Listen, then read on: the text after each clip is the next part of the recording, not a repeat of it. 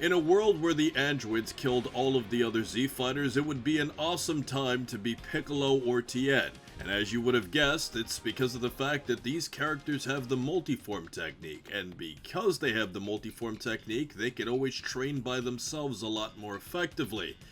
But unfortunately for Gohan, this is not a technique that he's capable of using as far as we're able to see. And because of that, it added more to the handicap that Gohan already had fighting in the future timeline. Which leads to an important question. How did future Gohan train?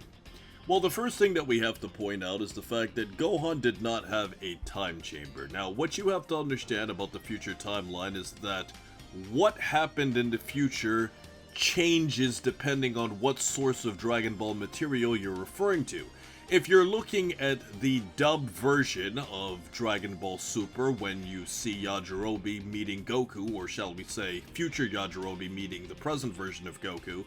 he actually talks about the fact that there was no Kami's lookout because it got destroyed by the androids. Now, what you have to understand about this, and even though that wasn't directly translated and said in the original Japanese dub, is all of this effectively implies that the lookout itself was completely destroyed, and because of this, Future Gohan was never able to actually use the time chamber to train because the future version of Trunks never heard about the hyperbolic time chamber, and had he and Gohan even knew about it in the future timeline, they probably would have used it, because even if it would have been extremely difficult for them to survive using it, they really didn't have any other options, and considering the fact that Goku was able to survive in the time chamber as a kid,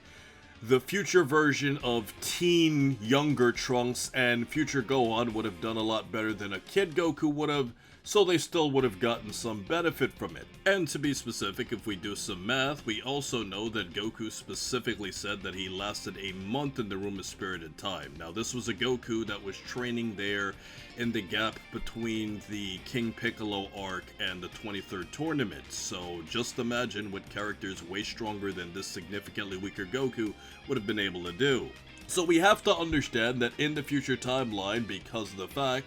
that the time chamber was gone, that immediately eliminated one of Gohan's best ways of training, especially because of the fact that the hyperbolic time chamber, Room of Spirited Time itself, is a place where you can get an entire year's worth of training in one day, so Gohan and Trunks could go in there and then the androids would be completely defeated by the next day. But what we have to understand about Gohan is that for the overwhelming majority of future Gohan's life, he was basically by himself. Now, in the history of Trunks, we see at the beginning of the special that Goku is dying of a heart virus and Gohan is rushing to see his dad before he passes away.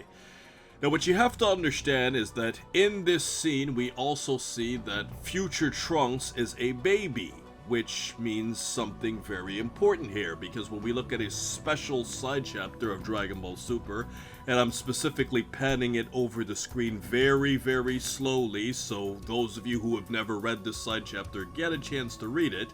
you will see here that in it, we also see that the future version of Trunks was also a baby when Gohan was still a young kid. And when you consider the fact that babies don't just become kids tomorrow, Trunks would have had to have gone through a rather long process before he actually was old enough to train and fight with Gohan. Now, for Dragon Ball standards, fighting at an early age is a common occurrence, especially for Gohan, ironically, because he started training and fighting when he was 4, and in the original rendition of Dragon Ball's manga, Gohan was actually supposed to be 3 years old, which makes it even more insane when you consider the fact that a 3-year-old would be training to fight 2 evil Saiyans, but that's besides the point. The point that we're trying to get at here is that it would take a while for the future version of Trunks to get old enough to really train, and when we look at the anime version of the history of Trunks, it was kind of weird because it was implied that Trunks never really trained with Gohan until that one day where Gohan decided to take him under as a pupil, which is kind of weird because the anime version implies that Trunks never really trained with Gohan in the earlier years of his life, and you would think that from the time Trunks is 4, 5, 6 years old, he would have been training with Gohan all throughout. So he does clearly know how to fly and probably has some basic abilities, which means that he probably got some minor training on the side, but it was never really that serious until we see later on in the anime, especially when they actually train directly. In the manga, none of this is actually made clear, because in the manga version, it was basically just implied that Trunks always really trained with Gohan. So all of this is to say that in the manga version, because there's no information to suggest otherwise, Gohan and Trunks probably always trained throughout their entire lives, and Gohan didn't wait that long to train Trunks, considering the fact that he probably started really early with him because there was nobody else with in the future timeline. But in the anime version, Gohan basically fought and trained by himself, and considering the overprotective father figure, brother figure, best friend figure that Gohan is to Trunks, he clearly would prioritize Trunks' life over anything else, so he clearly would not want him to be in danger, and as a result of this, we can make a pretty good claim that in the earlier years of his life that Gohan mostly did his own thing until Trunks got a lot older. Now, along Gohan's solo training journey, we also have to ask the important question of Super Saiyan, because at what point did Gohan officially learn how to transform into a Super Saiyan? Now, the answer to this question is not fully confirmed, because even when we look at Dragon Ball Super's version of the future timeline, we actually see that in the background here, Vegeta is not able to turn into a Super Saiyan, which is weird, because in the anime version of the History of Trunks, the TV special, he was able to go into Super Saiyan in a very, very quick clip here. And then even when we look at a filler episode called Ghost from Tomorrow, we can also see a Super Saiyan future Vegeta fighting against Android 17, but in this panel, he's in his base form. Now, you can also argue that maybe the androids knocked him out of his Super Saiyan form, and he's just holding on to dear life, but that's besides the point. That's going a little too deep into that. But the point that we're trying to get at here is that, as you can see, Gohan was in his base form and he was damaged, which clearly means he wasn't able to turn Super Saiyan at this point, and it was most likely the death of Piccolo, Krillin, that really pushed him into becoming a Super Saiyan out of rage, and it probably was not something that he learned right away. And this is also implied in the anime special, more so in the dub version, when Gohan was talking about the fact that the deaths of Krillin and Piccolo really pushed him into becoming a Super Saiyan, but the actual timing of when he was able to learn this was made unclear. Now, in terms of the specifics of Gohan's type of training, it's kind of sad to say this, but if you're looking at it from the anime perspective, he most likely just did shadow boxing by himself, because when you think about it, how else can Gohan really train? There's no gravity room because Bulma doesn't have the resources to create one, and even if she did, she has to use whatever resources she has to create a time machine.